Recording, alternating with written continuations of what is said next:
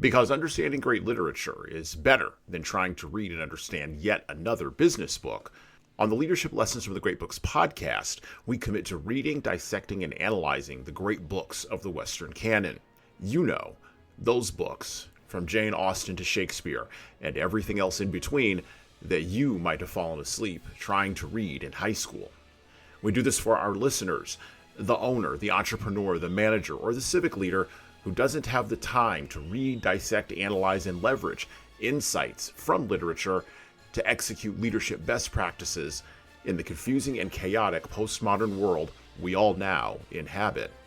Welcome to the rescuing of Western civilization at the intersection of literature and leadership. Welcome to the Leadership Lessons from the Great Books podcast.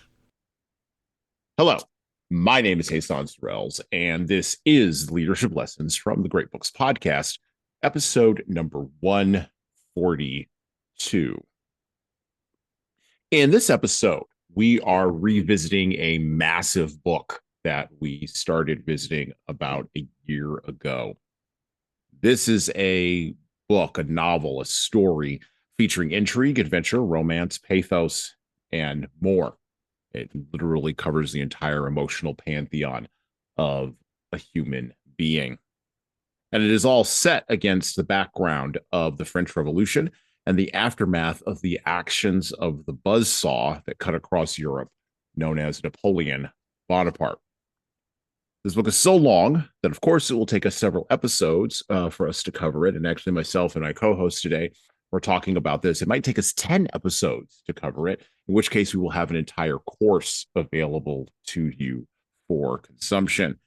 And so this episode acts as the second part to the first episode where we introduced this book and talked briefly about its overarching themes in episode number 112. I would encourage you to go back and listen to that. Today, we will be summarizing and analyzing the themes for leaders embedded in the second part of the 1,243-page phone book of a novel. I'm going to hold it up for you. The Count of Monte Cristo by Alexandre, or Alexander, depending upon which pronunciation you like, Dumas. Leaders, check your 6 for that ambitious fellow from Elba. Might be lurking around in the background. And today we will be rejoined. We will be reconstituting our conversation, or rejoining our conversation with our soon-to-be regular co-host here, at least for this book anyway, and our resident expert on the Count of Monte Cristo, back from episode number 112, Christen Blair Horne. Hello, Christen. How are you doing today? Hello, I am well. It is a good day. It is a good day. Well, any day that you can be reading about the Count of Monte Cristo, any day Or that you can be discussing reading it with people, any day like that is a good day. it is. So I'm gonna pick up here. And we're going to start off here with chapter 10, at least in my version of the Count of Monte Cristo is chapter 10. Your mileage, open source and otherwise, may vary. But the title of the chapter that we're going to be picking up with is going to be the Little Cabinet in the Tuileries. Okay. And I want to pick up here, read a little bit from the Count of Monte Cristo to set the tone for what we're going to be talking about today.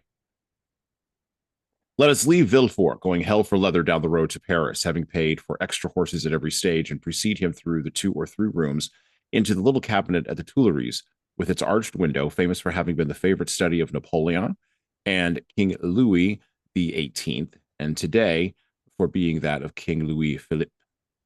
Here, seated in front of a walnut table that he had brought back from Hartwell, to which, by one of those foibles usually among great men, he was especially partial, King Louis XVIII was listening without particular attention to a man of between 50 and 52 years, gray-haired with aristocratic features and meticulously turned out, while at the same time making marginal notes in a volume of Horace, the Gryphius edition, much admired, but often inaccurate, which used to contribute more than a little to His Majesty's learned observations on philology. You were saying, monsieur, the king asked. That I feel deeply disquieted, sire. Really? Have you by any chance dreamt of 7 fat and 7 lean cows? No, sire, for that would presage only 7 years of fertility and 7 of famine. And with a king as far-sighted as your majesty, we need have no fear of famine. So what other scourge might afflict us, my dear Blockus? I have every reason to believe, sire, that there is a storm brewing from the direction of the south. And I, my dear Duke, replied Louis XVIII, think that you are very ill-informed because I know for a fact, on the contrary, the weather down there is excellent. Despite being a man of some wit, Louis XVIII liked to indulge a facile sense of humor. Sire, Monsieur de Blancos continued, if only to reassure his faithful servant, might your majesty not send some trusty men to Languedoc, to Provence, and to the Dauphin to give him a report on the feeling of these 3 provinces? Anima surdis, the king replied, carrying on with the annotation of his Horace. The courtier laughed to give the impression that he understood the phrase from the poem of Venusia. Your majesty may well be perfectly correct to trust in the loyalty of the French, but I think I may not altogether be wrong to anticipate some desperate adventure. By whom? By Bonaparte, or at least those of his faction. My dear Blockus, said the king, you are interrupting my work with your horrid tales. And you, sire, are keeping me from my sleep with fears for your safety. One moment, my good friend, wait one moment. I have been here a most perspicacious note on the line Pastor cum trahiret. Let me finish it, and you can tell me afterwards. There was a brief silence while Louis XVIII, in handwriting that he made as tiny as possible, wrote a new note in the margin of his Horace. Then, when the note was written, he looked up with the satisfied air of a man who thinks he has made a discovery when he has commented on someone else's idea and said, carry on, my dear Duke, carry on. I am listening. Sire, said Blockus, who had briefly hoped to use Villefort to his own advantage, I have to tell you that this news that troubles me is not some vague whisper. There are no mere unfounded rumors. A right-thinking man who has my entire confidence, as was required by me to keep a watch on the South, Duke hesitated as he said this, has just arrived post-haste to tell me that there is a great danger threatening the king. And so, sire, I came at once. Maladucis ave dominum, Louis XVIII continued, making another note. Is your majesty ordering me to say no more on this topic? No, my dear Duke, but stretch out your hand. Which one? Whichever one you prefer. Over there, on the left. Here, sire? I tell you to the left, you look on the right. I mean my left. There you have it. You should find a report from the Minister of Police with yesterday's date. But here is Monsieur d'André himself. You did say Monsieur d'André, didn't you? Louis XVIII remarked, turning to the usher, who had indeed just announced the Minister of Police. Yes, sire. Monsieur le Baron d'André, the usher repeated. That's it, Baron, Louis XVIII continued with a faint smile. Come in, Baron, and tell the Duke your most recent news about Monsieur de Bonaparte. Conceal nothing from us, however serious the situation may be. Let's see. Is not the island of Elba a volcano, and shall we not see war burst from it, bristling and blazing? Bella, horrida bella. Monsieur d'André leaned elegantly back against the chair, resting both hands upon it, and said, Was your majesty good enough to consult my report of yesterday's date? Yes, of course, but tell the Duke what was in this report, because he is unable to find it. Let him know everything that the usurper is doing on his island. Monsieur, the Baron said to the Duke, all his majesty's servants should applaud the latest news that we have received from Elba. Bonaparte. Monsieur d'André turned to Louis XVIII, who was busy writing a note and did not even look up. Bonaparte, the Baron continued, is bored to death. He spends whole days watching his miners at work in Porto Longon. And he scratches himself as a distraction, said the king. He scratches himself, the Duke said. What does your majesty mean? Yes, indeed, my dear Duke. Have you forgotten that this great man, this hero, this demigod, is driven to distraction by a skin ailment? Prurigio? There is more, Monsieur le Duc, said the Minister of Police. We are almost certain that the usurper will be shortly mad. Mad? Utterly. His head is softening. Sometimes he weeps bitterly, at others he laughs hysterically. On some occasions he spends hours sitting on the shore playing at ducks and drakes, and when a pebble makes 5 or 6 leaps, he seems as satisfied as though he had won another battle of Marengo or Austerlitz. You must agree that these are signs of folly. Or of wisdom, Monsieur le Baron, or of wisdom, said Louis XVIII with a laugh. The great captains of antiquity used to replenish their spirits by playing at ducks and drakes. See Plutarch's Life of Scipio. Africanus.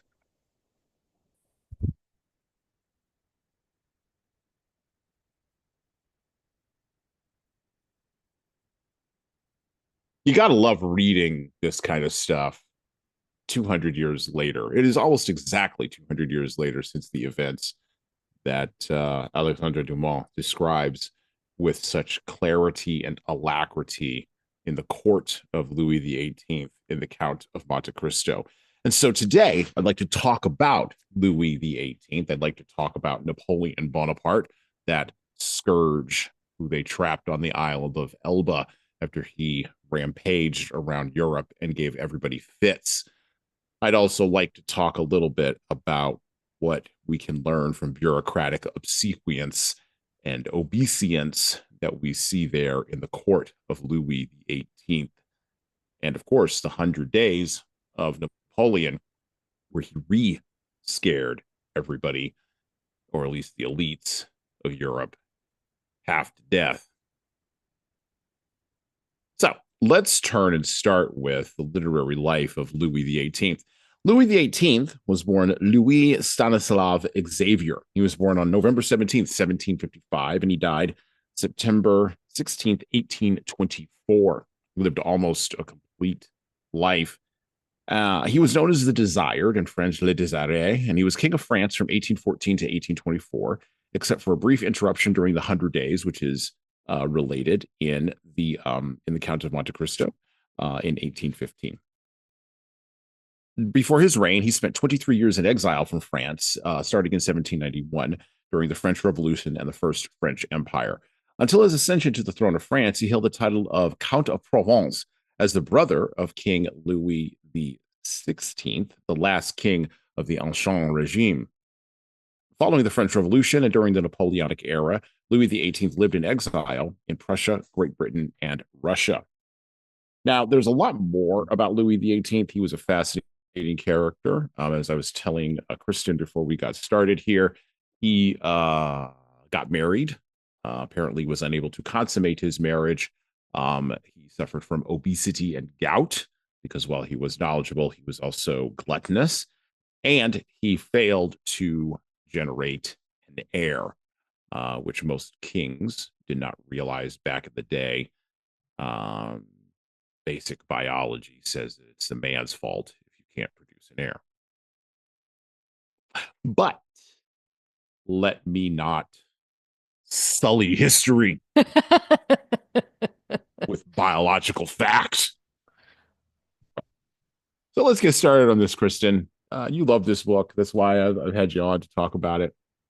And you love it that I hope you love it that we're slogging through it because we got a lot to slog I through on this book. do.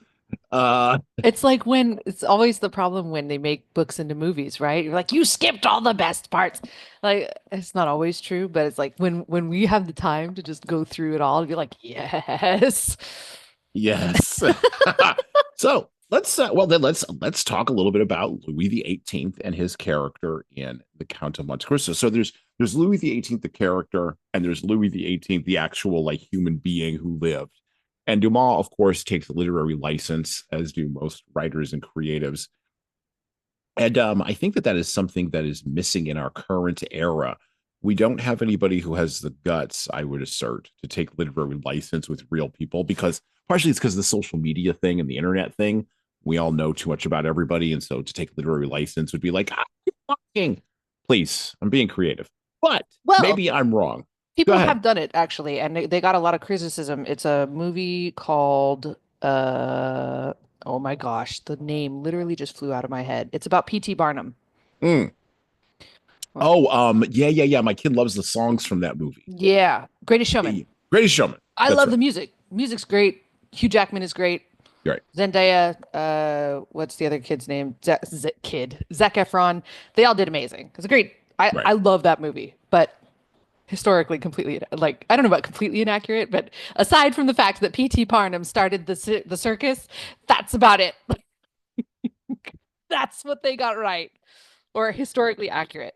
Right. So there's a lot of license being taken, and the movie got a lot of criticism for it. But at the same Mm-hmm. time, it made the It's a characters. movie. It's a movie. It was enjoyable. It made the characters relatable. So yes, I have lots of opinions about this.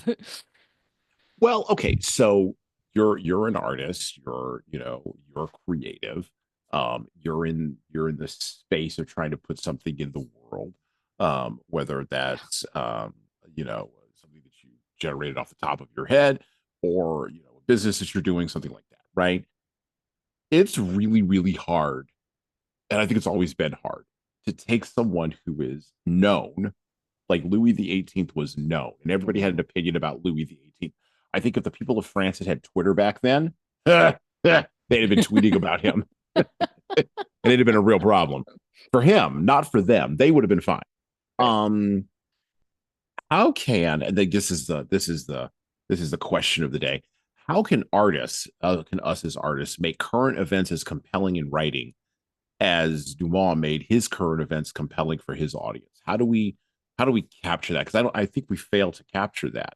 Well, something that I was thinking about, I almost have two answers. I have one that feels like it doesn't relate to the book, and then I have one that is more related to the book. So I guess we'll start with that one. Is I feel like what Dumas did with Louis the 18th is I was also looking up dates Mm-hmm. because this like Bonaparte and Louis the 18th, that all happened like before Dumas' Before, time. yeah. And he would be growing up with these stories, hearing them from his parents, hearing their filters, hearing all the adults, right? And so he would be kind of absorbing this as almost not legends, but just stories of Mm-hmm. our storied past. Right. And so then he's putting it together, and he as an artist, I think you always want to make it relatable. And so I think what he did here is like there's a person that he knew that he just decided to call Louis the 18th because he was like, I'll bet Louis the 18th was like this. And then every French person was like, oh my gosh, I know that guy. And that's how you make it compelling. You pick it specific enough and you're not afraid to, maybe throw some shade. It's it's Because like the honestly, Leonardo what's Louis DiCaprio. the 18th gonna do? He's dead. Yeah, it's like the Leonardo DiCaprio meme from Once Upon a Time in Hollywood, right? That one scene where he's like drinking the beer and he's got the cigarette and he comes up off the couch and he's like pointing at the thing, the meme Yeah, that you see floating yeah, around, yeah. right? Yeah, yeah, yeah. Oh, that guy.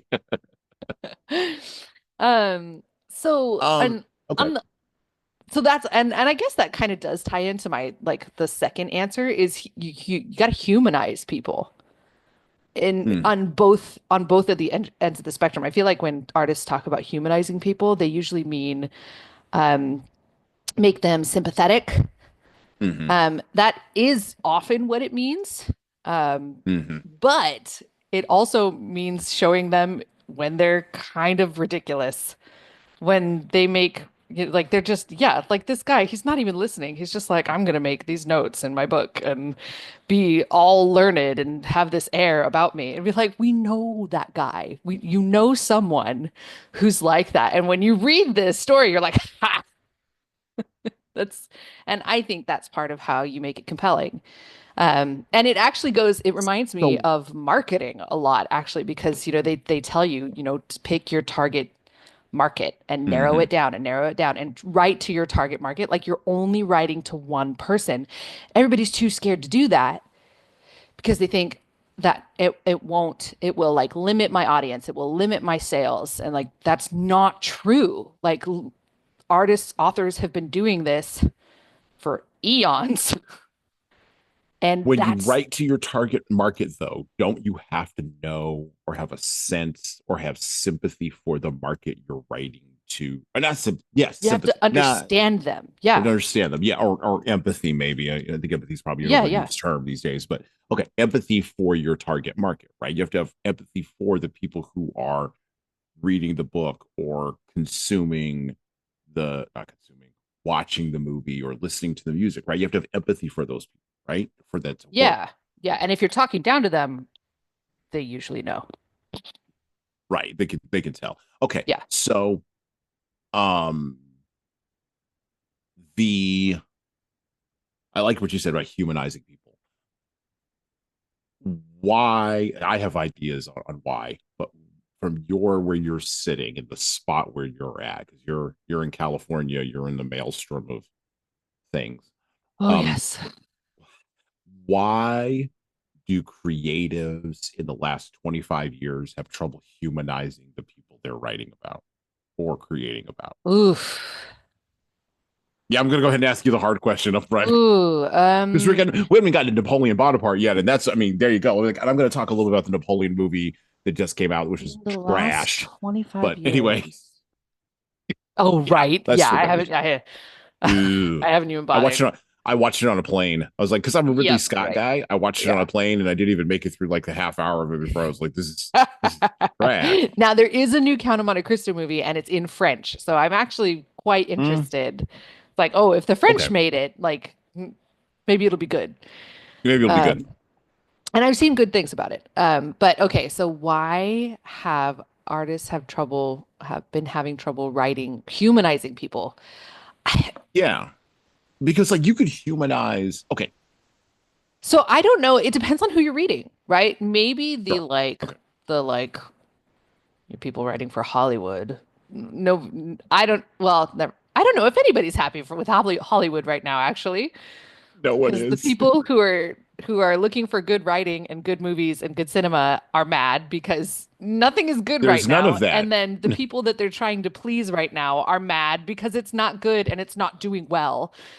So it's just like So we are recording this. We are recording this the weekend when the Snow White oh live action no. movie is Oh, good. oh And that's the no. sound right there. That's the sound right there. I'm That's not the even I haven't sound. watched like I have completely abandoned most of my what is it? My interests. If it's coming from Hollywood, I'm just like I'm out. Just Star Wars, Marvel, and it's just like I'm out. Like About I'm out. I tried gatekeeping. The Even people didn't let me. I'm out. even like the new Daredevil show, just to nerd out just for a little Oh yeah, bit. yeah. No, go ahead. Go ahead. I've heard like the new Daredevil show is like okay, I might actually try that one. I'm still nervous. I still don't think it's gonna be good, but that's the All I first know thing I've is seen in a while that I'm like, okay, maybe. all I know is Amazon is going to ruin James Bond. That's all I know. They're going to Star Wars up James Bond, Probably. and I will have absolutely nothing to do with it. I'm not going to have anything to Except, do with it. you know what Amazon did well, and this is because they left it up to the creatives, and this is an amazing creative team. There's a creative team out there called Critical Role, and it's a bunch of Hmm. nerdy voice actors that play D&D, and they created this story throughout their D&D campaign, and now they're porting it to an animated show. Amazon produced that because they raised all the money themselves. Um, and Hmm. it does amazingly. Hmm. And it's well Okay. written. It's obviously well voice acted. It just Right. that's the probably the best show that Amazon, in my opinion, has put out in a while. So back to this But oh, question of so back humanizing. to Why? Yeah. Like. my Yeah. first thought is that people get preachy and then they lose sight of like actually humanizing people, right? Hmm. They want so badly to bring awareness or sympathy or compassion or whatever understanding whatever it is around this issue that they think needs so badly to be out there, and I'm generalizing hardcore here, but Sure. Yeah. then they lose sight of letting it be real, almost like they feel like they have to editorialize in order Hmm. for people to believe that this is something they need to be paying attention to. Does that make Hmm. sense? And then then I think audiences start to catch on to that. Be like, this character is too sympathetic.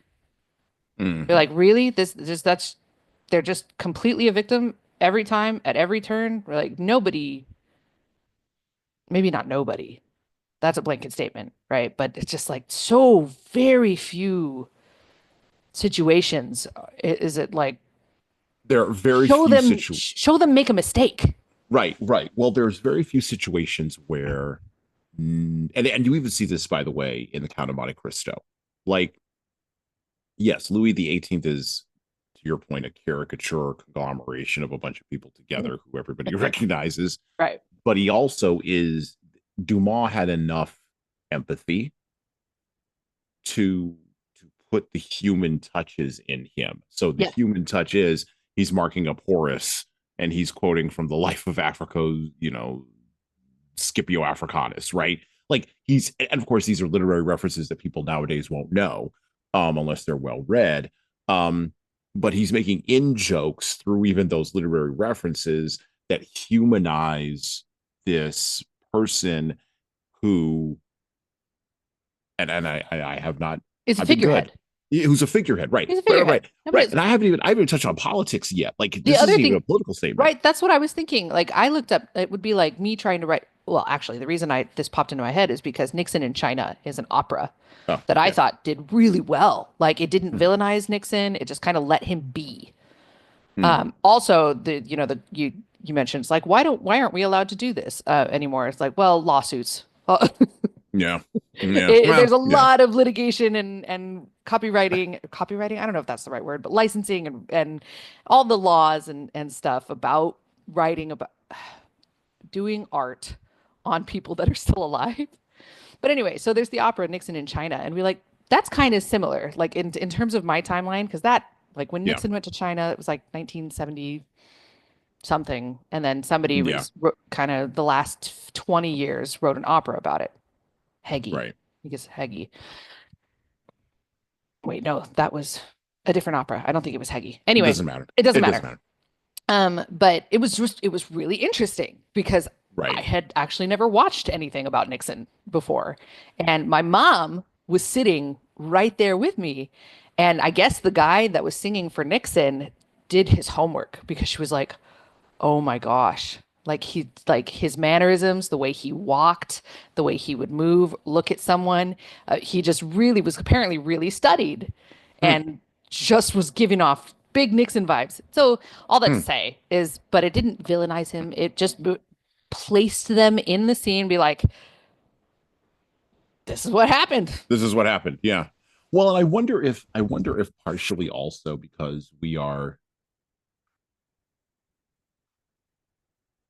we're unable to see, and I'm not the first person to point this out. We're unable to see individuals who are standing in as avatars for our political enemies. We're unable to see them as human beings who just have a different view of the world. So I'll do both sides here, just so that I can be accused of being fair. Um, because I care about that. Um, if I am writing a play about the rise and fall of Barack Obama, I have to be empathetic to people that supported Barack Obama. Like I have to see them as human beings, and actually Right. not even people who supported him. I have to be empathetic to Barack Obama and write him as Yeah. much of a as much of a human being making human decisions and suffering from human foibles as I possibly can. By the way, I also have to do that if I'm going to write a play about Donald Trump. I have to write Donald Trump as a real human being, not a caricature that shows up on some float and some protest in Germany while someone's burning a Tesla.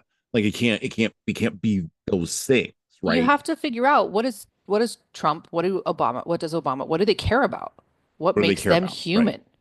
right. Because as soon as you learn that, all of a sudden everything, and by really, I care about, I mean really care about, not what the news is going to tell you. And this goes for Yeah, both men, right? Just like right. Yeah. what do they care about as human beings? What's important to them? What are their values? And even if you start listening to that verbiage change, Mhm. all of a sudden it starts to sound like, we're reading a leadership book instead of talking about politics. Like, oh, maybe we need to revisit how we talk about politics. And I do not like, I don't know why I feel the need to to make this disclaimer. I don't like Trump. I don't like him.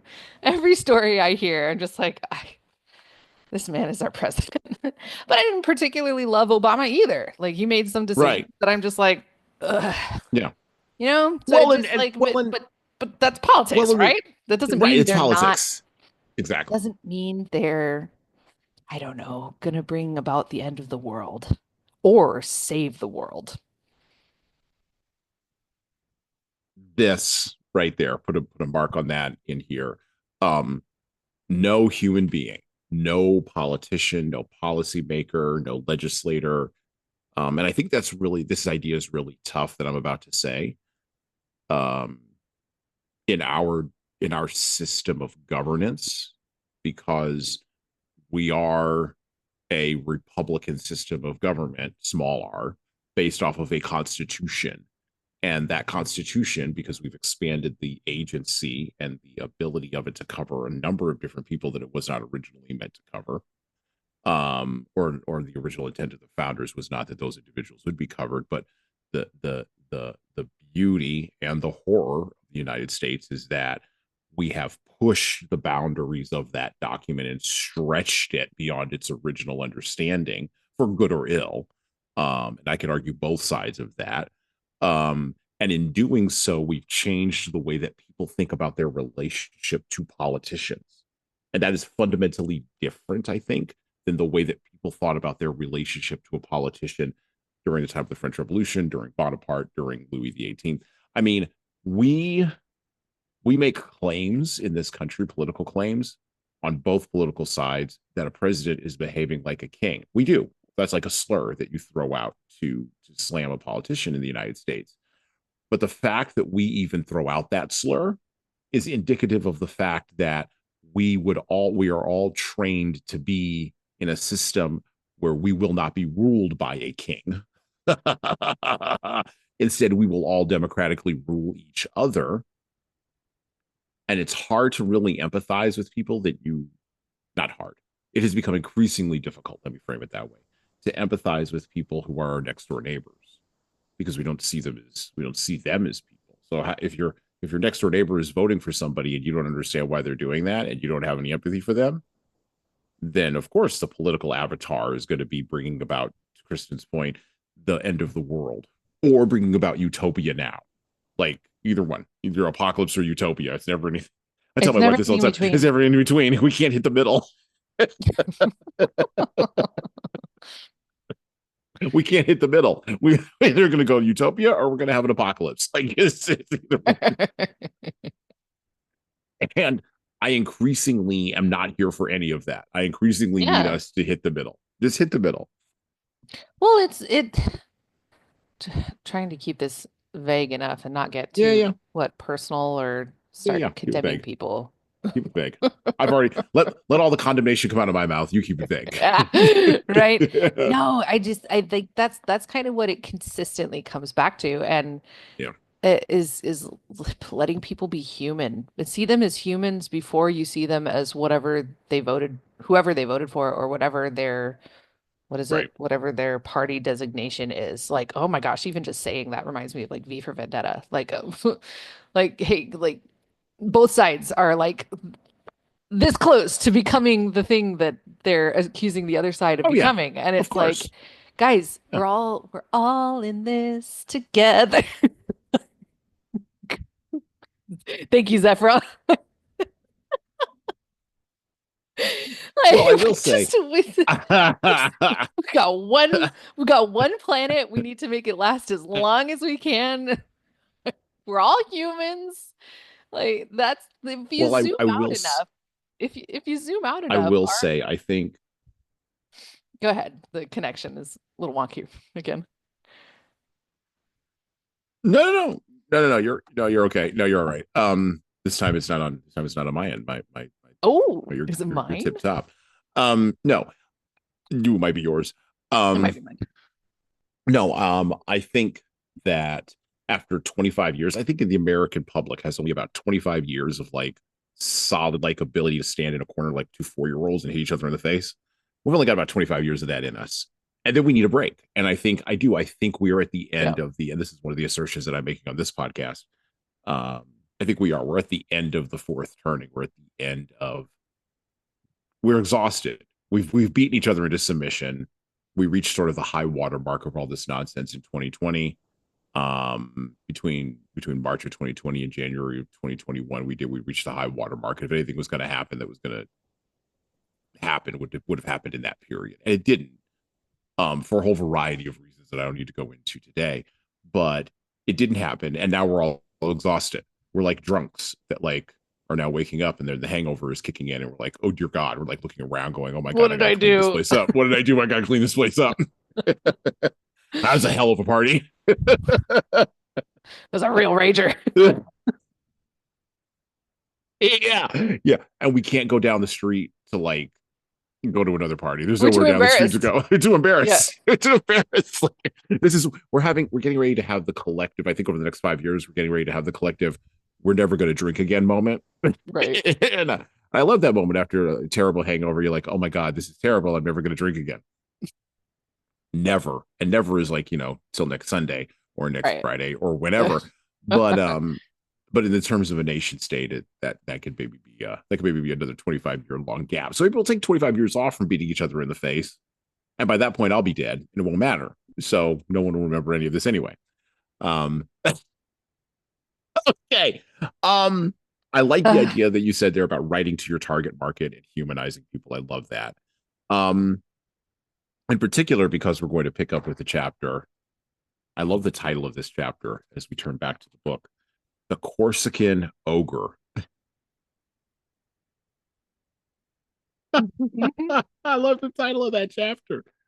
Oh my gosh. Because I want to talk about a person who we failed to humanize, we in the West failed to humanize up until about the last 80 years, because there was another boogeyman that then showed up during that recent unfortunate events in Europe. And of course, the death of 100 million people in the 20th century sort of dwarfed anything that this guy did. So he was replaced by a bigger boogeyman, a guy named, Which made it okay to humanize Bonaparte. right, made it okay to humanize him. Yeah, it's fine. Yeah, it's fine. He's a short dude who like has his hands in his pockets all the time, right? He's just a short dude, funny dude in a painting, right? What possible Oh, problems could he have started? that just kind of that just hit me kind of with a new thought. We're like, what has to happen next that will let humanity collectively go, we can humanize Hitler now? Oh, Are we still going to be here? Is that, will we even survive that event? so I don't think it will be. So I'm in my mid 40s, right? I'm in the youngest end of the oldest generation that won't allow that to happen. The youngest and the oldest generation That won't let won't that allow happen. to, yeah, Yeah, that won't allow that to happen. We're all still kicking around here. We're all still like, right. no, my grandfather, my grandmother, Yeah, right. we're still those. You still have those people. Hmm. I have 19-year-olds. I have a 19-year-old. I have a 14-year-old, soon to be 15, and I have an 8-year-old. I look at my 8-year-old and I go, huh. Not him specifically, but like anybody that's in that cohort, they have zero connection emotionally to the 20th century at any kind of level. And when I'm gone, that's the last connection to, as the Gen Z kids say these days, the 1900s. Yeah, that's your last connection to the 1900s. Okay, that's fine. That's fine. And that's fine. Whatever. Get out of my face. Get away from me. Never mind that it was the end of the 1900s. There's a whole century there. I might as well be 100 years old. I just tell people when they lay that on me. I just tell people when they lay that on me. Like I ran across somebody the other day. She's like, "Oh, I was born in 2005," and I went, Oh, hmm, every time somebody asks me what my okay, daughter's birthday is, I'm just like, mm-hmm, mm-hmm. mm-hmm. Oh, exactly." And so, to answer your question, I think it's going to be one of those things. You've already sort of seen this with like communism and Stalin. Like nobody ever references Stalin as like a really bad guy, even though Stalin killed a hell of a lot more people than Hitler. Um, let's just be factual about that, just the Right, numbers alone, right? right. Or Mao or Pol Pot. Like I was talking with somebody Oh the yeah. other day, like who went to Vietnam and Cambodia, and he's like, "Oh yeah, you can still see evidence of Pol Pot's massacres in Ugh. Cambodia still walking around today." And the fact is, if you don't have an emotional connection to that history these days, you're not going to treat it Care. with respect, I guess is maybe the term I'm looking for, or care. Care is probably better. And then It's the after simplest. that, yeah, yeah. And then after that, like just the door and the floor just opens up, and now you're like you're on your way to And like this is how humanity repeats itself. correct. Yeah, you're on your way down to some abyss down there. Except the next time they'll have AI, so they'll be able to kill people at a lot better, lot higher level with greater justification. And it'll probably be harder to stop. And like again, I look at my 8-year old and I'm like, you guys, you guys can't screw it up. Because that's maybe where it starts. So on that down note, Yep. head back to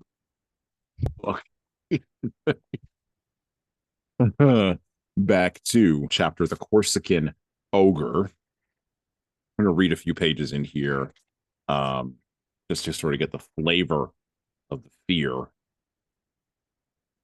of Napoleon. Louis XVIII, on seeing this ravished face, thrust away the table before which he was sitting. So, Villefort has arrived. He came on the horses, 2 horses. He's going to deliver a message to the king. The Baron is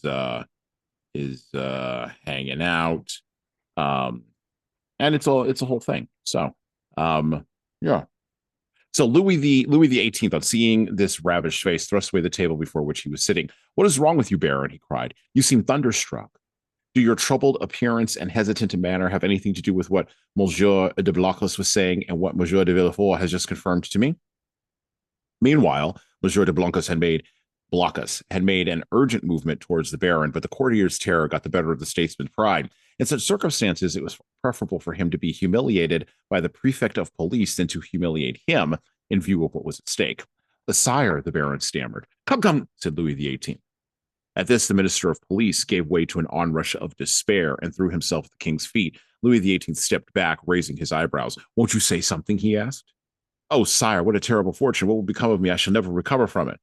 Monsieur, Louis XVIII said, I order you to speak.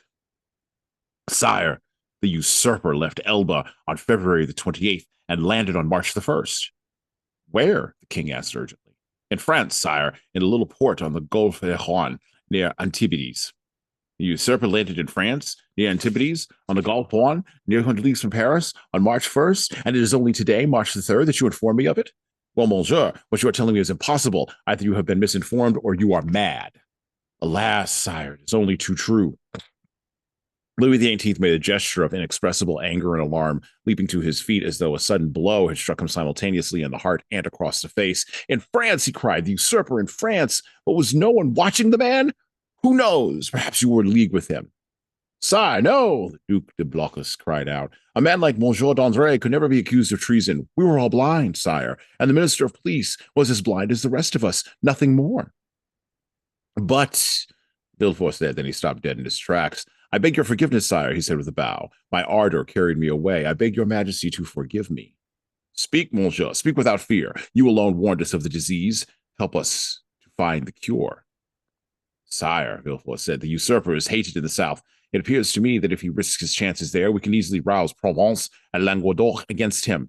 No doubt we can, said the minister, but he is advancing through Gap and Cisteron. Advancing, said Louis XVIII. Is he marching on Paris then? The minister of police said nothing, but his silence was as eloquent as a confession.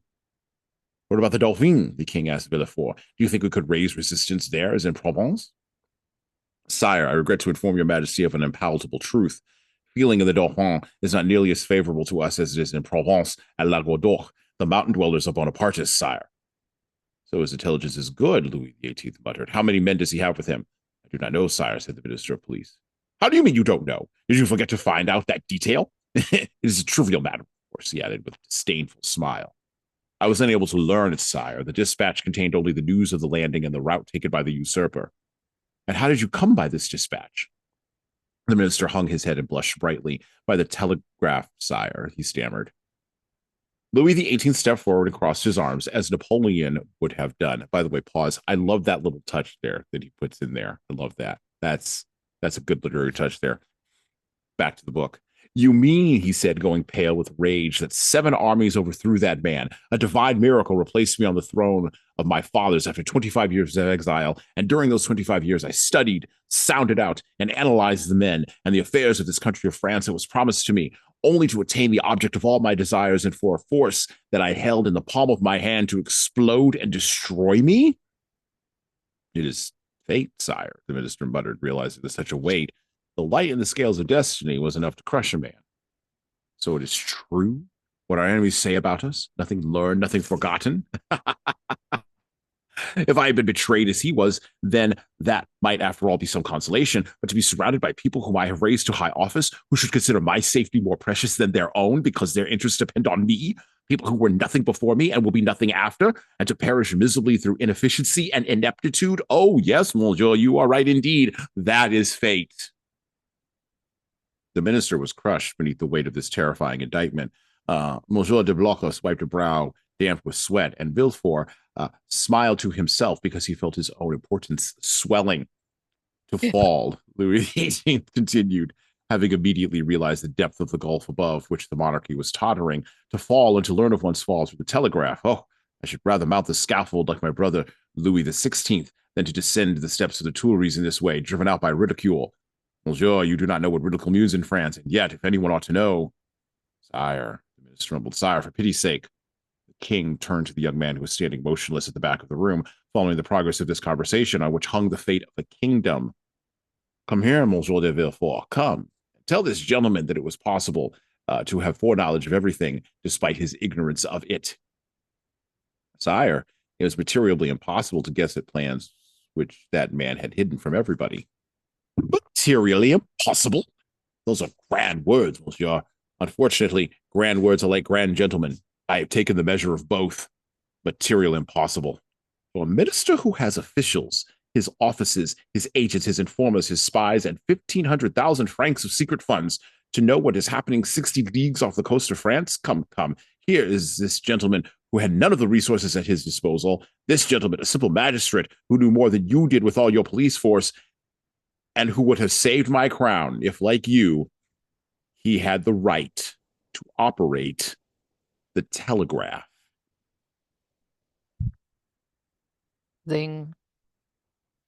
I freaking love that whole entire exchange. It is excellent. And it lays out in real palpable ways for us the level of apprehension and fear and just outright fear that the elites had in France of what this man Napoleon might do upon his return. When I read this, I immediately thought of the scene, because I'm a cinematic guy in my head.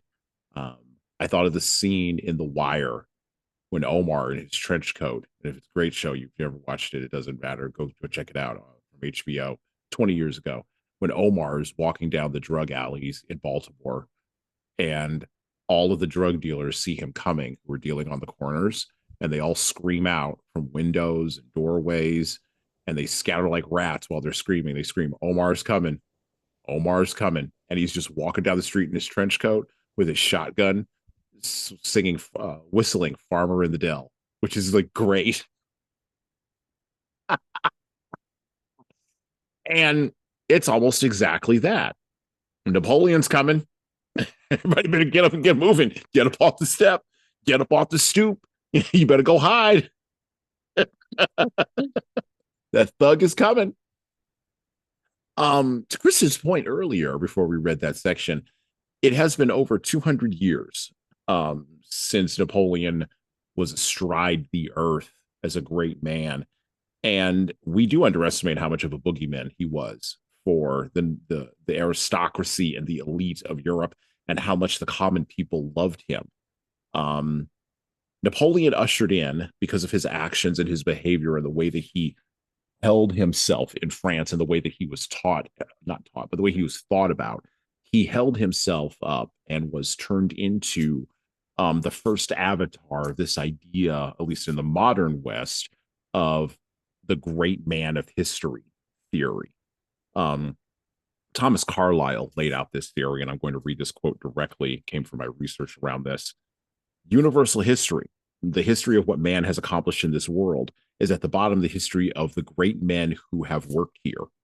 They were leaders of men, these great ones, the modelers, patterns, and in a wide sense, creators of whatsoever the general mass of men contrive to do or attain. All things that we see standing accomplished in the world are properly the outer material result, the practical realization and embodiment of thoughts that dwell in the great men sent into the world. The soul of the world, whole world's history, it may justly be considered, were the history of these. It is only very recently that we have abandoned in the West the theory of the great man of history. I think that was one of the things that died in the horror, the bombed out horror of World War II. Because if you have great men, they can destroy. And of course, if they can destroy with great weapons, they can destroy much more effectively. But all things that are old become new again. And I do think, whether we like it or not, whether we think we're sophisticated or not, and whether our class and intellectual betters think they're ready or not, I do believe the great man of history theory is astride the West yet again, much to the elite's dismay.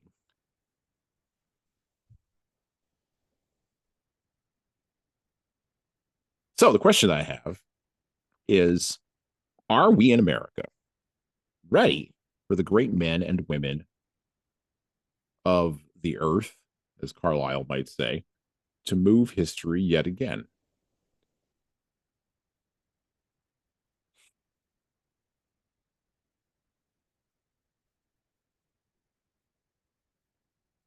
Are you ever ready? Are you ever ready for something like that? Like it just I feel like I think you if can get ready ecumenically and emotionally and like psychologically. I mean, was anybody ready for Trump? No, no one was ready for that. No one's ready. And actually, I would tell you, Love him, hate him, whatever he's love doing. him, Was hate him. anybody ready for Right. that? Like, was anybody When that I wasn't when ready he for him to missed actually win. I was in Germany and they were like, when the bullet missed taking his brains oh out my in gosh. Pennsylvania, I was working in the yard, and my wife was like, "Oh, you got to come see this." And she showed me the video, and I've never had this experience happen. Well, no, not never. There's only one other time I had this experience happen in my life. That was September 11th, and I actually like felt the earth move. And I was like, "Oh, this is a thing. Now we're into something else now." Like, people are calling it a vibe shift. I don't want to be as I don't want to be as flip with it as that. It's more than that. It's You don't have a guy like that damn near get his head blown off and something not happen afterward. You just don't have it. There's just rules to the game. This isn't Vietnam. There are rules. Like, there's rules to this game. Like, and apparently, I guess we're on the other side of Mark Andreessen, the investor. He was interviewed on Joe Rogan afterward, about a month or two after this happened, and he said, "We're in another timeline now. The timeline forked. Like, there's a Mm. timeline where like Donald Trump got shot, and the people living there, they're not having a good time. And we're in a timeline where that didn't happen." And he's like, "Thank God the timeline." He didn't say God, but it's a good thing the timeline forked, because if it hadn't, we'd be in something else. So are we ready? No, I don't I think we. Yeah. No, I don't think we're ready. But know. I think it's easier for people who like have a deep belief in faith or deep spirituality to kind Yeah. of accept that this is like something that's going to happen eventually. But I think for people who are just floating around with no anchor, no, they're not ready. No, They're yeah. they're they're surprised. They're surprised. Well, and as someone who, was raised like with a pretty strong faith and have always been pretty deeply spiritual. Just kind of choosing that over and over, but in various paths. Um, it is having that anchor is very interesting. I think those are the people who don't have that anchor are the ones that are more prone, typically. I can think of some exceptions already, but typically are the ones who are like, the world's gonna end, or this guy is gonna be our savior, and be like, Neither of those things are true. Like it just, but great men and women. Yeah, it's interesting. I almost feel like we're not allowed. And kind of to your point, what you said earlier about the favor of the idea that impersonal, mysterious forces that are not like in our Controllable. control Yeah. necessarily. Which, Right. yeah, that is a very Yeah. interesting perspective. I was almost, yeah, so it feels like almost like we're not allowed to even say that great men and women can change anything. Which is an interesting thing to hear come out of my mouth, considering that I feel like those very same people would be like, no, of course we have free will and can change things. They're the same people that are like, nothing will ever change. Everything is awful and always will be. We're Yeah. just like, well, hold on, Oh. Oh yeah. decide, decide. You cannot have both. I don't think these things. Well, I think people have bought the lie that human beings are. So you're seeing a lot of this in, and I already mentioned artificial intelligence once, and I'm going to mention it again. You're seeing this in the conversations around AI. So we are doing exactly what I thought we would do.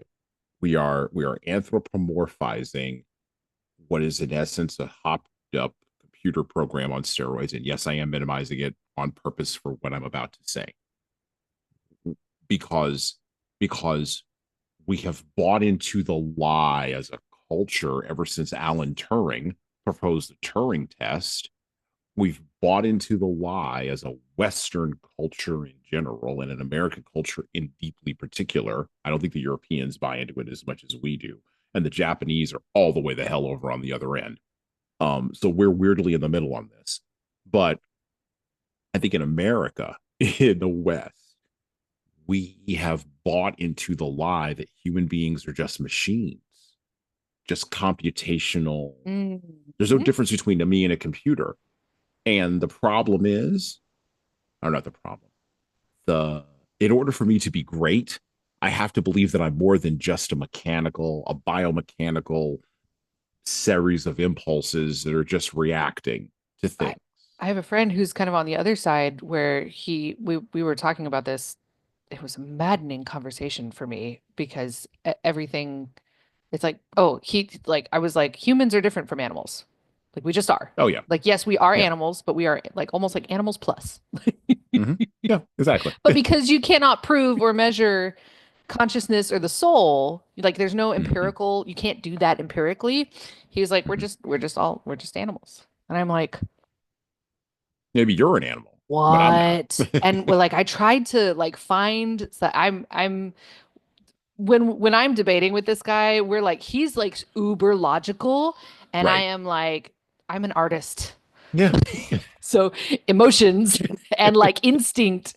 And I was like, but this doesn't make sense. And I can't give you the logic that you'll accept Right. that will help you. And so that like to this, it's So almost like they're here even though they believe different reasons why they both end up at the same thing of why we can't do anything about the way we are.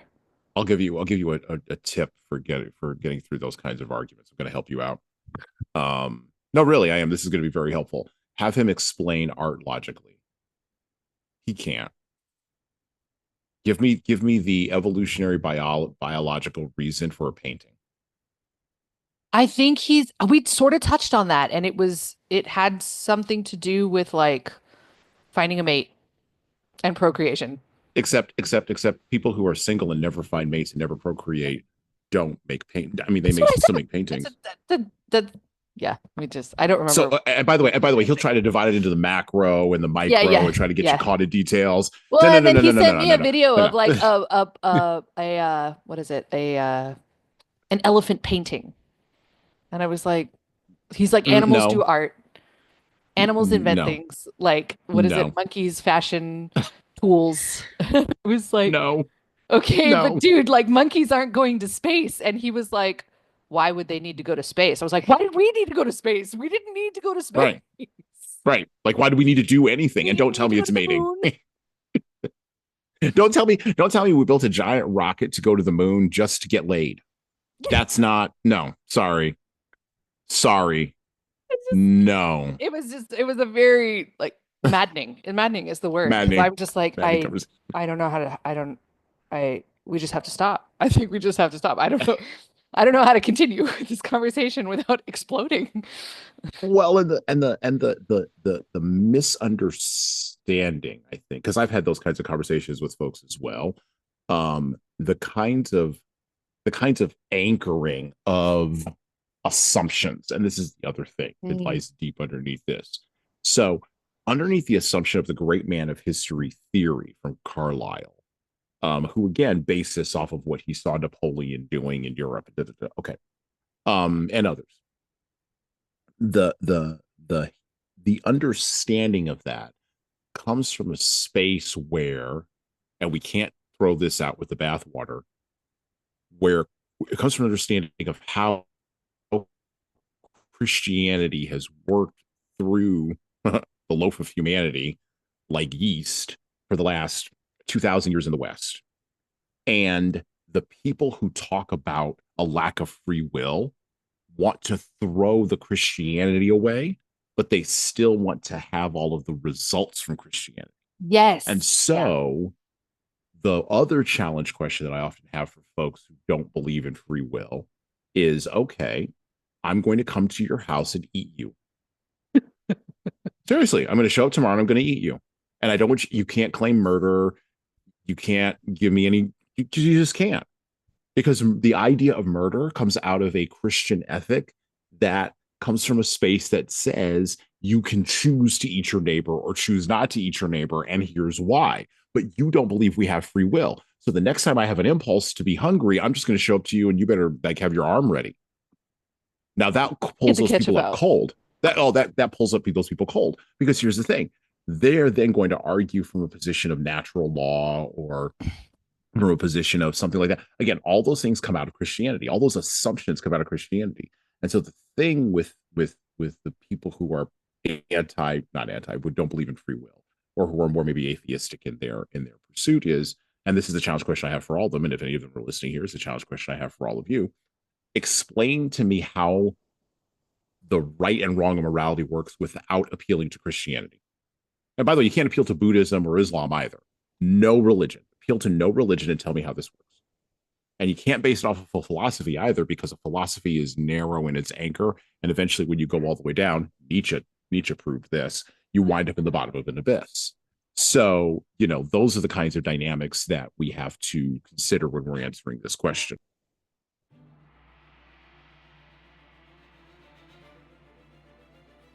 Hello.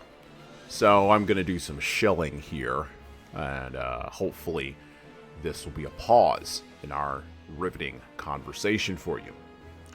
I have an offer for you. My most recent book is 12 Rules for Leaders, The Foundation of Intentional Leadership. It's available in paperback, hardcover, or as an ebook on Amazon, Barnes & Noble, Kobo, and any other place you order books. Now, in this book, I address the 12 leadership areas that I have found leaders need to be the most intentional in to be the type of leader followers actually want to follow. From establishing a foundation of leading teams through managing conflict effectively, all the way through leading teams through change, knowing what to do and why to do it can help readers, like the ones listening to this show, become better leaders. Look, reading this book and living it is like getting coaching from me directly without having to pay my full coaching rate. Head on over to leadershiptoolbox.us. That's leadershiptoolbox.us, and scroll down the homepage and click on the Buy Now button to purchase in hardcover, paperback, and Kindle format on Amazon 12 Rules for Leaders, the foundation for intentional leadership. And that's it for me. Now back to the show.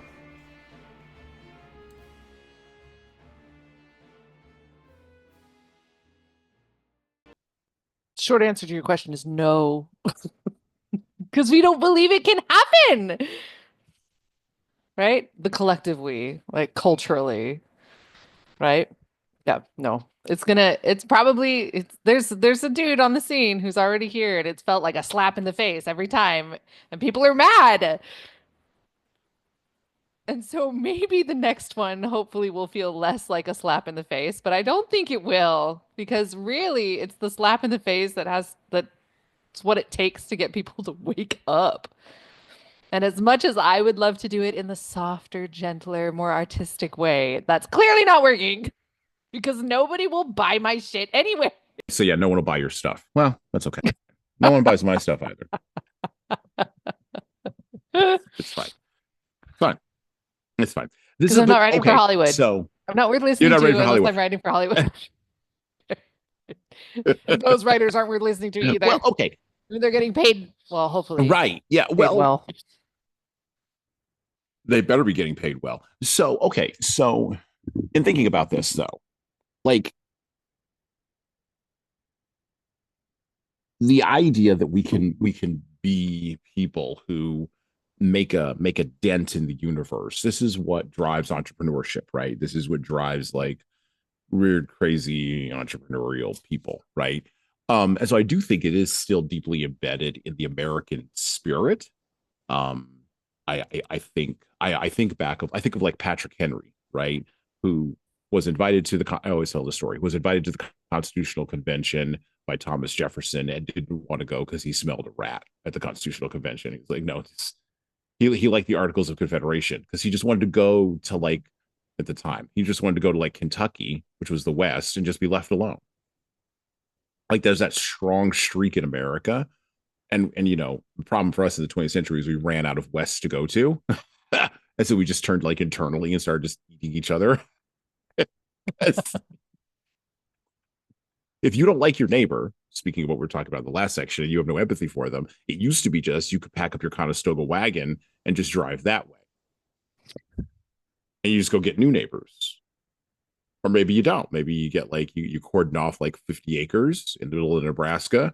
And the only people you got to deal with are the native people who've been there for a while and are really upset that you're there. But beyond that, like, I mean, like, it's fine. Like, you just go. You just go. Like, you're out, right? Yep. And I think that deep streak still lives in Americans. It's that streak of, think about it. All the people who came to this country were people that wanted to be left alone from like other places. So we're the descendants of people who just want you to just, I'm not going to say the word, but just leave it the hell alone. Which then allows people, because the next thing from there is, if I'm left alone, then I could be a great man.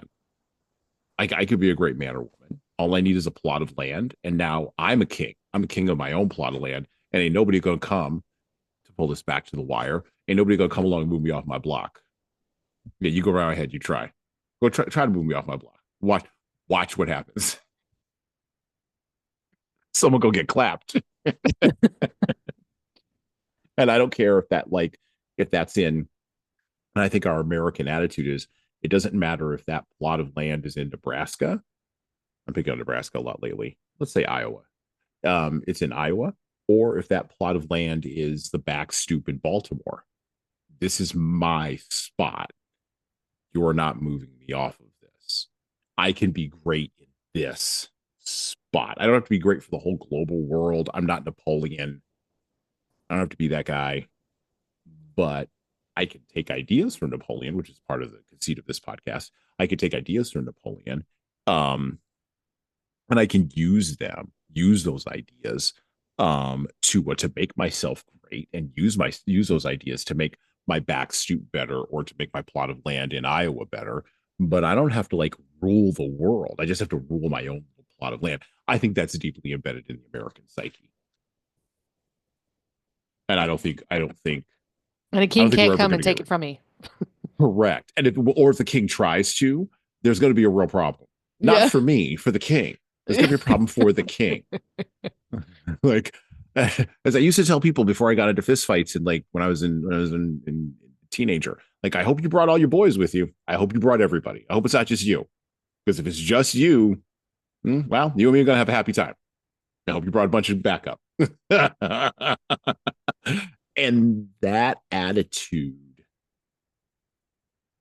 also rubs up against free will. So the guy you're talking about that you're having an argument with about free will, I guarantee you he thinks that like he may have a sign on his front yard that says hate has no place here. I'm sure he does. He's one of those people. I'm sure he has that sign on his front yard. Or that there's no borders, whatever. Okay. He's But actually like, not. Believe it or not, this is is it's that? Oh, very yeah, this he's is one of interesting. my Okay. very dear friends. It's Okay. very All right. yeah. I'm casting aspersions in on someone I know nothing No, it's about. Fine. okay. It's Okay. okay. Normally I Fine. would say the same thing, but it's like actually Nope. now we're back. Okay. So yeah, no, yeah. So but when I see in general, broad generalities, folks who speak or think in such ways, I often wonder how far does that go into your personal Mm. areas? Like where exactly is the upper limit for you in your because if there's no free will, then there is no upper limit. There's just like just go to the sky. There's no upper limit. There's no basement, but there's also no upper limit, right? There's no bounded hierarchy, right? But you aren't operating as if there's not a bounded hierarchy. You're operating as if there is a bounded hierarchy, and that comes from somewhere. And then only in a bounded hierarchy can you truly have free will. That's a deeply philosophical idea that we don't have time to get into, but it's true, and we walk it out as Americans um, all the time. So, um, okay, Napoleon himself. So, I we were talking before we hit record on this show that I had watched the Ridley Scott Napoleon movie. Um, are we trying to make a softer, cuddlier Napoleon? I don't I don't know. I haven't read a bunch on Napoleon. I do keep thinking of a historical fantasy series that I just finished reading. It's by Naomi Novik. Hmm. And it's called the Temeraire novels. Okay. It's like what if dragons were, involved in the Napoleonic Wars. And I love it. I love it. I love fantasy. I love dragons. It ticks all the boxes for me. Every nation has different dragons. Very, very, very, very interesting. But the main character actually encounters Napoleon multiple times.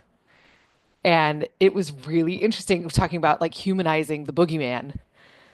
Just really like he was, I don't feel like she portrayed him as like cuddly and softer. Like he certainly had his things, kind of what we were talking about earlier. He certainly had his things that he cared about deeply and was like, if you want to say softer, emotionally invested in. Like he was very, like she portrayed him as having very strong passions and conviction for what he was doing.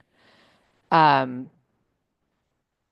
but at the same time, absolutely ruthless in his pursuit of achieving that end to kind of like Hmm. do the ends justify the means? Right. She Right. raises that question. And I mean, the main character is always like, no, no, Right. these ends do not justify the means. But that it still pops up, right? It's clearly a question there in kind of the narratives just floating out there. Um, she See, that doesn't she sounds like a doesn't what is it? movie. She doesn't it's not ham-fisted. It's not very Okay. heavy-handed. It's nice and Good. subtle. I love her writing. It's amazing. Okay. But yeah, so it just reminded me that Yeah. Napoleon and humanizing him, but also like letting him be the guy that steamrolled across Europe. Right. Right. Well, and primarily because, and I'm a little bit of a military history guy. Like he steamrolled across Europe because he fought in unconventional ways that no one had predicted. Um, so because warfare is so radically different than it was now, than it was Mhm. 200 years ago, it's hard for us to comprehend. But you had to literally stand within 4 feet of somebody to kill them with a Right, musket. Right. Or you could stand Stab him. or stab them, or you could mount up a cannon, you know, 200, 300, 400, 500 yards away, and they had to get within range before you Mhm. could blow them to smithereens. And the vast majority of people in war didn't die from bullet wounds or even from shrapnel or from cannonade. The vast majority of people in the wars of the 18th century died from botched amputations, gangrene, disease, poor Hunger. conditions, cholera, hunger, all the things that drove that drove Napoleon out of Russia that show up in winter. Why you don't go across the Ural Mountains or even try to. Anyway, whatever. I'm sure someone will try again in another like 50 years and it won't work then either. Oh But gosh, sorry. Eddie Izzard has this special. It's called Dress to Kill, and he comments on history and just what is it? Napoleon tries to go to, I've got a good idea. I'm gonna do it. Oh, it's cold. It's a bit cold. It's a bit cold. And then, Hitler does the same thing, however many years. I've got a different idea. I've got a different idea. Oh, it's the same idea. Same idea. Hitler don't never played repeat risk it. because he was a kid. Yeah, yeah. Sorry.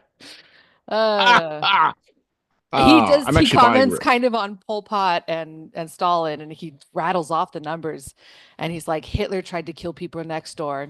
Stupid man. You Because don't do they that. just all killed their own people. So we were just sort of Right. fine with that. You don't. You got to kill strangers. That's what we've learned. That's what Stalin taught us. You got to kill strangers, and you have to make Right. it just. You have to just sort of make it. Just it has to be a simple matter of just signing a piece of paper. Just sign a piece of paper, and they go have a martini. Like this is how you have to do it. This is that bureaucrat. We're going to talk about bureaucracy here in a minute. Yeah. This is the bureaucratization of behavior. So anyway, so Napoleon, he was the guy who like figured out that, oh wait, if I just show up with troops here before anybody expects me, all of those other factors don't matter, right? Or they matter less. And so and this is part of Louis the 18th's objection as well, even in the caricature of him that Dumas is bringing to the forefront. Every single one of the people who lived through the Napoleonic era were caught, back to the great man idea, completely by surprise by his behavior because it violated, to paraphrase a phrase that's used about Rules. someone else recently, standards and norms of whatever it is that they thought was going to happen. And Napoleon just said, well, standards and norms are standards and norms only for this moment. Like who it was the ultimate sort of, and this is what a lot of folks are like, but particularly in military history, the people who stand out are the ones who are like the who says people. Who says that it has to work this way? Where was the committee meeting? I wasn't invited to that. Since I wasn't invited to the committee meeting, I'm going to do whatever the hell I want, and you people may do well, And they'll call me a military whatever. genius later when they're writing history books. Well, yeah, like I'm a Civil War buff, and like everybody loves Robert E. Lee, which is fine. And Lee was a good general from a tactician's perspective. He absolutely was a great tactician. Um, Execution was a little weak, but he was great as a tactician, right? But Grant was a strategist who was willing to do on the execution part what Robert E. Lee wasn't willing to do. He was just willing to just dump people into Vicksburg and dump people into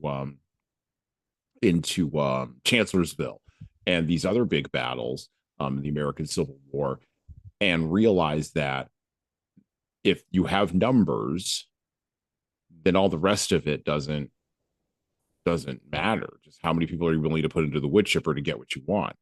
Mm. And he sort of just went with it. But he also had Sherman, and Sherman was a great tactician, and Sherman was the guy who didn't want to put people in the wood chipper.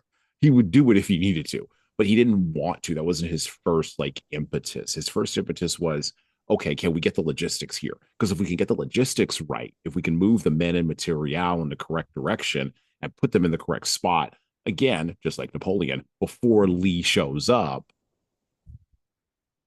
then maybe we don't have to dump as many people in the wood chipper as we think we would have. We can instead of dumping 100,000 in, we could only dump like 50. and it'll be fine. Like we'll or 20 and we'll actually win. And so that's the battle. That's the thing in military history. You see that with Bonaparte too. He was he was willing to put people in the wood chipper, but he didn't. I don't think he was happy about it. He wasn't happy about losing. Right. You know, he wasn't pleased about that. But that was the exigencies based on the technology he had. If he'd had a howitzer, he'd lost 5 guys and that'd been it. He'd been fine. It's like I have a howitzer. Like, what's the problem? Surrender. So, by the way, in that book, speaking of a howitzer, in that book, because I'm a Game of Thrones guy too, in that book, did Napoleon get his 500-ton dragon, or did they not give him a dragon? Oh, he got a dragon. Oh, he gets a dragon. Oh, He well, so does. see, there you go. Also, He see, does there you get a go. dragon. Well, then Yeah. there you go. I mean, And that's she is also that I think, kind of listening to what you say about his unexpected tactics. She is she like amplifies that because she just starts to bring she's a Chinese dragon, and so she starts bringing just completely different thoughts and ways of having dragons fight specifically, but also having dragons and humans work together in ways that Europeans aren't doing yet, and so they just start it's steamrolling almost people. as if I mean, I like this better. You might have sold me on this book. I like this better because usually what we'll do is we'll give like Nazis dragons and they will like have them all living on the moon as like lizard people. Like usually that's the fiction that we get because World War II is like the thing in our head Yeah, or whatever yeah, collectively, although that is going out of the water, as I said previously, yeah, um, quite a bit faster than I would have thought.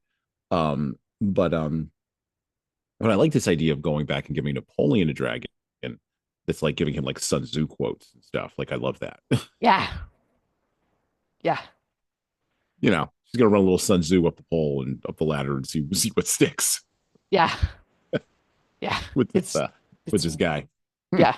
Okay. It's really interesting. The way she kind of interweaves all of the various world cultures of the Yeah. time, even though Yeah. like they were starting to interact more regularly, but for the most part, we're like, no, you stay over You there. stay over there. Yeah. Yeah. Yeah. You can come in on this port and only this port, but please Well, don't bring your shit over here. well, and actually, weirdly enough, I think on the back end of all of this, we're going to actually have more of that in the future over the next 25 years, not less. Um, and again, these things ebb and flow. I can't say whether that will be a bad or a good thing. Right. Um, but I think we've probably over indexed enough for globalization at this point. I Mm, think most people are tired of, well, I think most people are tired of the dreck we export and some of the dreck we import. yeah. So, yeah. All right. Um, let's round the corner here. Back to the book. Back to Count of Monte Cristo. So, there is a meeting here that we're going to talk about. I'm going to read specific pieces of this chapter, not the whole like chunk that I have set up here to think about. Um, this is after Villefort leaves the king's presence and goes to his hotel. The chapter is chapter 12, Father and Son. M. Nortier, for this was the man who had just entered, kept an eye on the servant until the door had closed. Then, doubtless fearing that he might be listening in the antechamber, he went and opened it again behind him. This was no vain precaution, and the speed of Germain's retreat proved he was no stranger to the sin that caused the downfall of our first parents. M. Nortier then took the trouble to go himself and shut the door of the antechamber, returned and shut that of the bedroom, slid the bolt, and went over to take Villefort's hand. The young man, meanwhile, had been following these maneuvers with a surprise from which he had not yet recovered. How now? Do you know, dear Gerard, Nortier said, looking at his son with an ambiguous smile, that you do not appear altogether overjoyed at seeing me?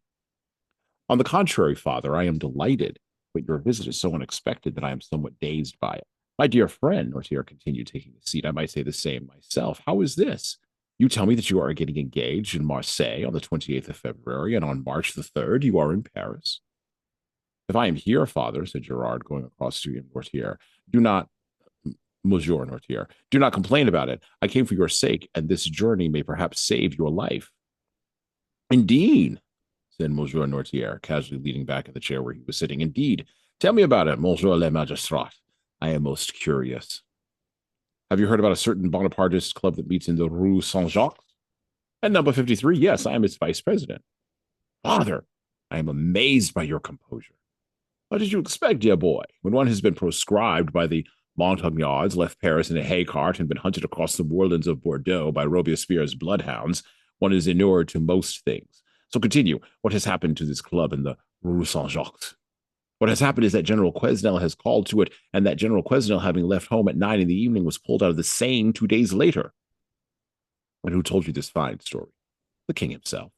Well, now, in exchange for your story, I have some news to tell you. Father, I think I already know what you are about to say. Ah, so you already know about the landing of His Majesty, the Emperor. I beg you not to say such things, Father. Firstly, for your own sake, then for mine.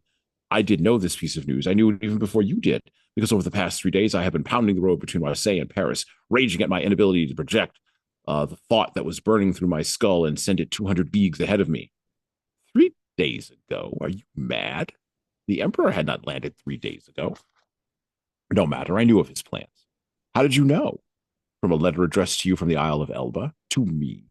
To you? I intercepted it in the messenger's wallet. If that letter had fallen into another's hands, Father, you might have already been shot. Villefort's father burst out laughing.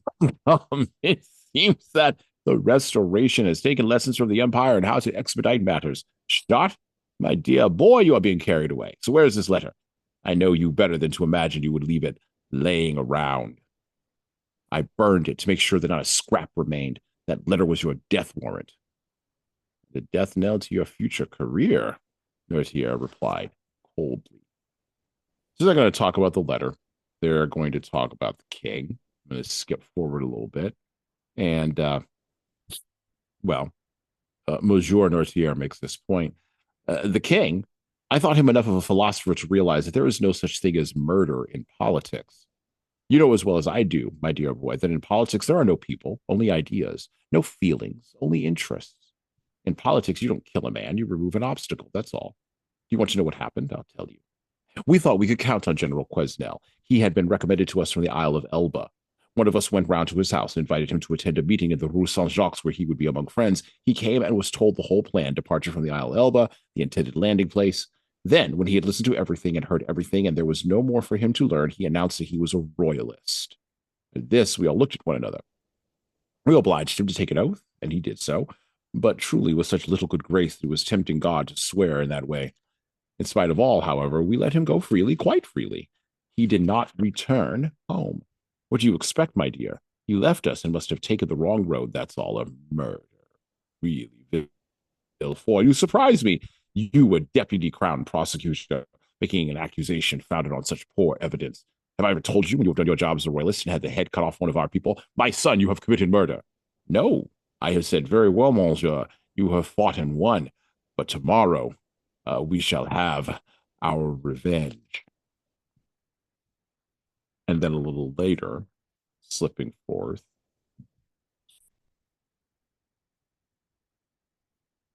Monsieur Nortier proceeds to change his clothes, change his appearance, because the police, the royalist police, are pursuing him. And he says this: however incompetent the royalist police may be, they do know one dreadful thing, which is the description of the man who visited General Quesnel on the day of his disappearance. Ah, the fine police know that, do they? And what is the description? Dark in coloring, black hair, side whiskers, and eyes, a blue frock coat buttoned up to the chin, the rosette of an officer of the Legion of Honor in his buttonhole, a broad-brimmed hat, and a rattan cane. Aha! They know that, Nortier. In that case, why do they not have their hands on this man? Because they lost him yesterday or the day before, on the corner of the Rue Coquerin. Didn't I tell you your police were idiots? Yes, but at any moment they may find him. Yes. Well, Nortier said, looking casually around him, yes, if the man is not warned. But, he added, smiling, he has been warned, and he will change his appearance and his clothing. At these words, he got up, took off his coat and cravat, went over to the table on which everything was lying ready for his son's toilet, took a razor, lathered his face, and with a perfectly steady hand, shaved off the compromising side whiskers which had provided such a precious clue for the police. Villefort watched him with terror, not unmixed with admiration. Once he had finished shaving, Nortier rearranged his hair. Instead of his black cravat, he took one of a different color, which was lying on top of an open trunk. Instead of his blue button coat, he slipped on one of Villefort's, which was brown and flared. In front of the mirror, he tried the young man's hat with its turned up brim, seemed to find that it suited him, and leaving his rattan cane where he had rested it against the fireplace, he took a little bamboo switch that the dandyish deputy prosecutor would use to give himself that offhand manner which was one of his main attributes, and twirled it in his wiry hand. How's that? He said, turning back to his astonished son after completing this sort of conjuring trick. Do you think your police will recognize me now? No, father, stammered Villefort. I hope not, at least. And then, of course, Noirtier walked right out of Villefort's hotel room, not detected at all by the royalist police on the corner. As a father, I love that little section right there. I love what's happening, the dynamics there between father and son. As a father to two sons, one older, significantly older, in his late 20s, approaching his 30s, and then one who is the little boy I mentioned earlier. Um, it's very interesting to read about that dynamic because I can see my oldest son behaving in a scandalized fashion if I were to be caught up in something that I would know I would be able to get out of. And then seeing my youngest son, who is still in the position of believing that I am a hero. We had this conversation actually last night at bedtime, as of this recording. He was saying that if he ever got in trouble, there's only one person he would want to have his back, and that's Dad. Oh, Well, this will last for a little while. Wait till about 12. right. That'll all go away. Yeah. Or no, it won't go away. It will shift and change. It will shift Mhm. and change. He'll still want Dad to have his back, just like Villefort did. Except it'll change, right? And I'll still be able to surprise my son. Like Noirtier does the Like Noirtier does. entire book. That just continues. Right. So there's a couple of different things happening in here, and we didn't get to this in the last episode about bureaucracy and self-serving behavior. But from every level with the royalists, right? Even in the example in the king's court, in Louis XVIII's court, right? They are stuck in the bureaucrats. They're stuck in being self-serving and venal. They're looking for a man with side whiskers. So of course, if there's no man with side whiskers, they're not going to bother the dude. Um, they are not allowing people to use the telegraph because God forbid someone use the telegraph and they miss important information. Um, this is the challenge of bureaucratic self-interest that arises in every generation, either at the individual level or the state level. How can leaders avoid the pull of becoming thoughtless bureaucrats, Kristen? What can they take from all of what we've read today, honestly, and not either wind up more like Villefort and less like Monsieur Blockus, or maybe wind up more like Monsieur Noirtier, right? Like how do they make those? How can they rise above the systems that they are in that are the ones that provide them their daily bread? Because it's really hard to do, I would imagine, right? And I think it's hard to do, I think because, oh gosh, trying to figure out how to articulate this kind of succinctly, but maybe not. Probably the easiest way, and I think maybe most guys are not going to like this answer. Have a heart.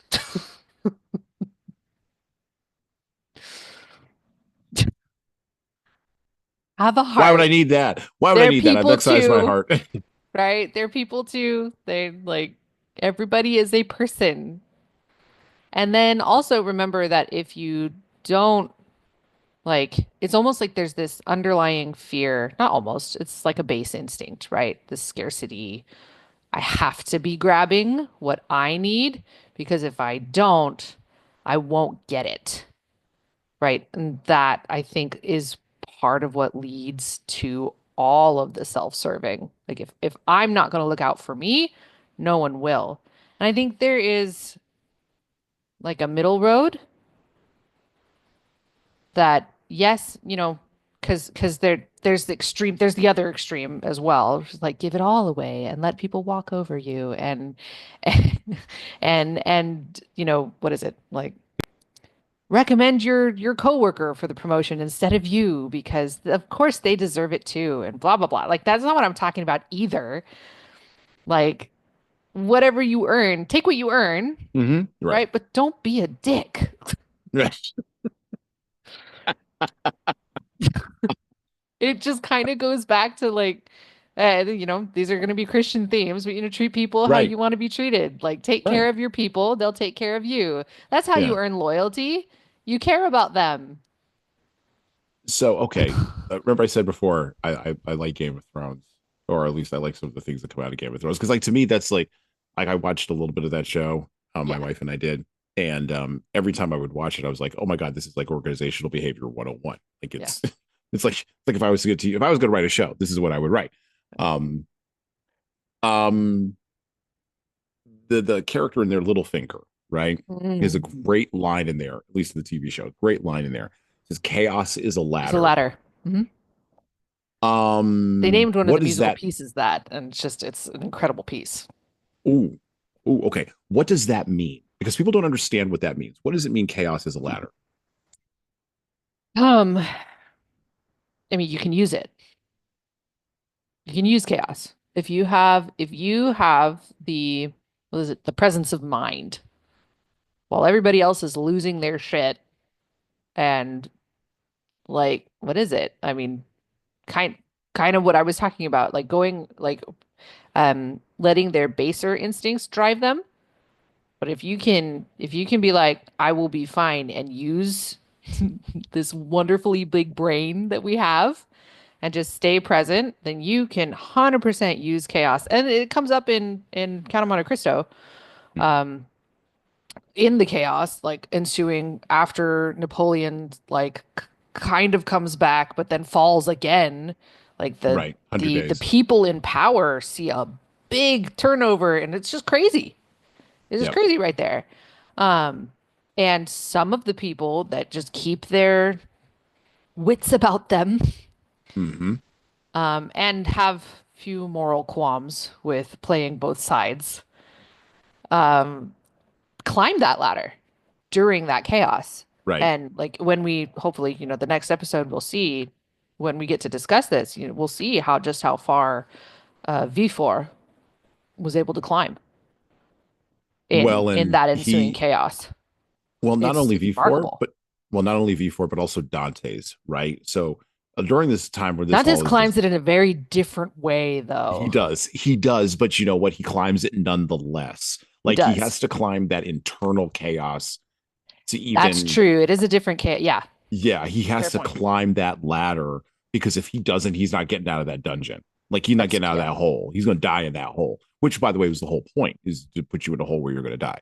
yeah. Um, and the point of and the timelessness of the Count of Monte Cristo is that whether it's internal or external, you have no choice. If you want to be a great man or woman, you have to climb that ladder. There's no option to like not play. And I think a lot of us get distracted on shoulds. Oh, it shouldn't be this way. This shouldn't be happening. This isn't right. Blah blah blah. I'm like, okay, maybe that's true. Maybe just even if we could all agree on one moral code, which we can't, but even if we could, maybe we could just all agree this shouldn't be happening. Okay, but it is. So stop wasting your energy on that this should not be happening. And what are you going to do about it? There's a difference between I've noticed this over the last quarter, last quarter of this year, um, of 2025. There is a difference between people who explain, who are seeking the why, which is the should people. Why is this happening? Why is this happening? Because at the bottom of it is this shouldn't be happening. I'm looking for, the way to get out of this, versus the what people. The what people are the people who are climbing the ladder. What's the next step I have to take? What's the next step I have to take after that? What's the next step I have to take after that? And if Well, you and get I mired in the whys and in the shoulds, you're never going to climb the ladder with the whats. right, but if you are listening to this and you find yourself, well, I'm screwed because I am a Y person, just hear me out. I am also a Y person. That's where my brain goes. Okay, but and I think it becomes a strength when you can combine them, right? So you can't get mired in the whys and the shoulds because Right. again, that's just a phenomenal waste of energy. You have to like keep your brain on like the concretes, like the what's, the facts, like how do we make it through? Kind of like the businesses that made it through COVID and the ones that Mm, didn't, right. right? I was teaching voice at the time, and which was like nobody was singing. Nobody was singing, nobody was performing. I was literally my job was illegal. Right. Yeah. Yeah. So like but and to Yeah. Yeah. concede a point, I'm no longer singing professionally. Right. Right. But Right. Right. but Right. I did But buy a music business. So you just pivot, right? You pivot and you figure out where am I supposed to be? What am I supposed to be doing? Um, a music business that did survive COVID right. somehow. A music teaching business, which is just like it was. So anyway, all that to say is you don't do not despair. If you find yourself being a why person and very preoccupied with the shoulds, it's okay. You can not only like let that rattle around and then you can let it go and then move on to the what's, but you can also bring it and so that they team up together. And then, with your powers combined, you can do many, many good things. Well, and for all the what people out there, um, ruthless forward action will get you places for sure. That's what Napoleon bet on. He bet on ruthless forward action. Um, and you will be able to bulldoze over the why people for sure. For sure. For a Um, while. for a while, right? For a while. Um, my only word of caution would be the very same people that you bulldoze going up the ladder um, are the ones that you're going to meet on the way down if you slip. And you will slip. You will make a mistake. It will happen. And the people that you stepped on going up the ladder will kick you a little further down if they can, if you give them the opportunity to, or if they are provided the opportunity to. And again, this has nothing to do with right or wrong. This is not about a moral should or an ethical ought. No, that's This is just the just a crabs in a bucket. this is the crabs in the bucket. This is just a state of nature, right? This is who people are. Um, okay. So last turn. Let's turn the corner here. Let's close out for today. Um, I don't believe anymore. Well, I never did anyway, but I really don't believe anymore. I'm not willing to philosophically entertain the idea of like personal, impersonal, unknowable forces that just push on people and don't allow us to act with agency, autonomy, um, or even accountability. I think that that the retreat to that is the sign of a passive aggressive individual and person who's looking for a little bit of lazy thoughtlessness, the ability to hide and just merely exist. And in our time, it's shocking to me the number of thoughtless bureaucrats we have who seem to be taken surprise or seem to be taken by surprise by the return of history.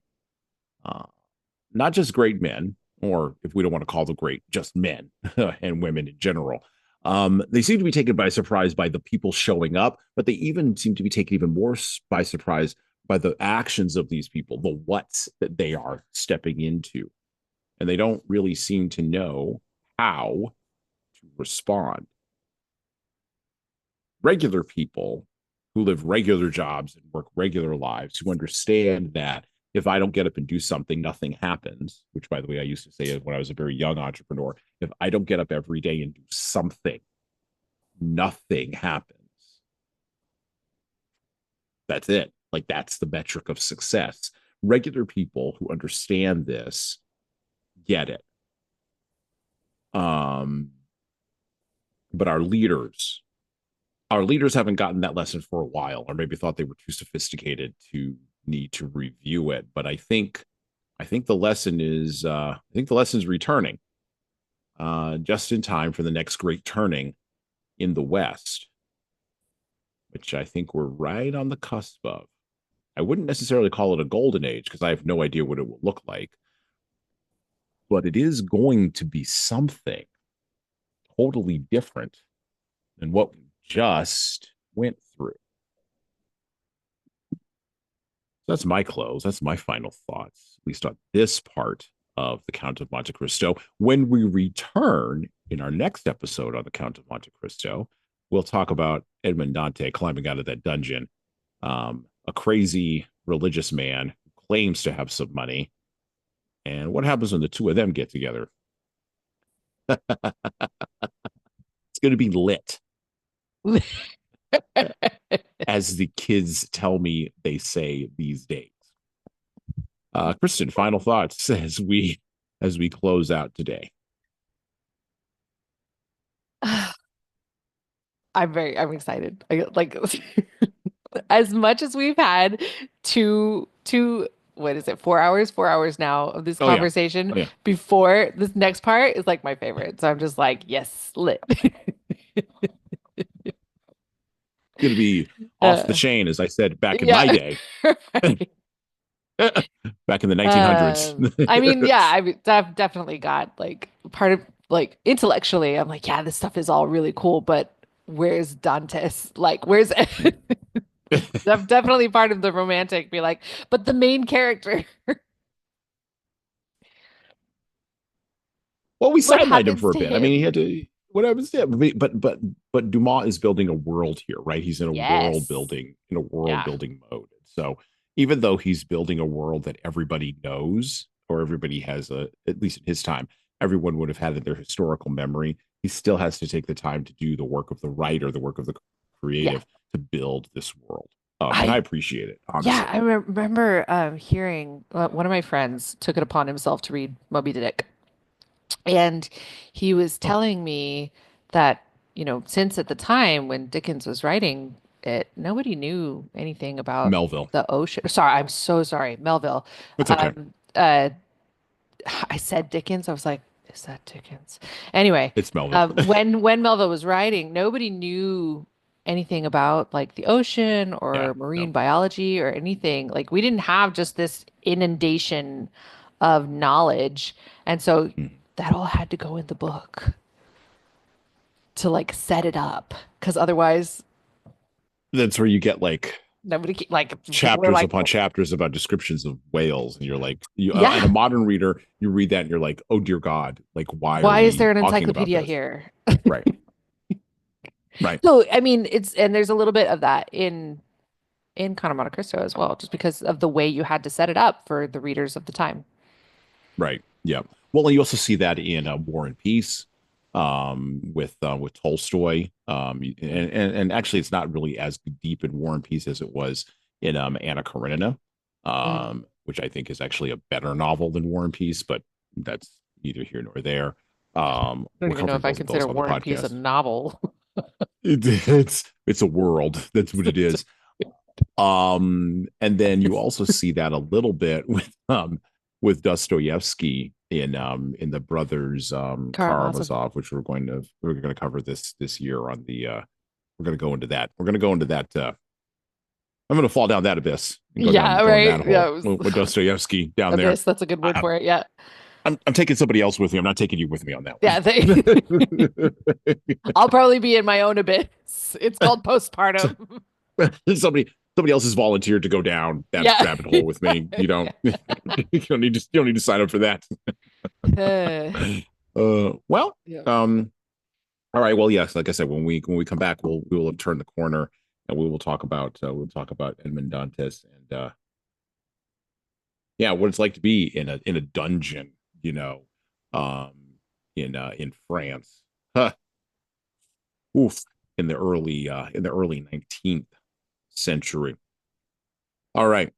I'd like to thank Christen Horne for coming on our podcast today. Always a pleasure. Yes. And with that, well, We're out. Players, including Apple iTunes, Spotify, YouTube Music, and everywhere else where podcasts are available. There's also a video version of our podcast on our YouTube channel. Like and subscribe to the video version of this podcast on the Leadership Toolbox channel on YouTube. Just search for Leadership Toolbox and hit the subscribe button there on YouTube. And while you're doing that, leave a 5-star review if you like what we're doing here on Apple, Spotify, and YouTube. Just go below the player and hit 5 stars. We need those reviews to grow, and it's the easiest way to help grow this show. And tell all your friends, of course, in leadership. By the way, if you don't like what we're doing here, well, you can always listen to another leadership show. There are several other good ones out there. At least that's what I've heard. All right. Well, that's it for me.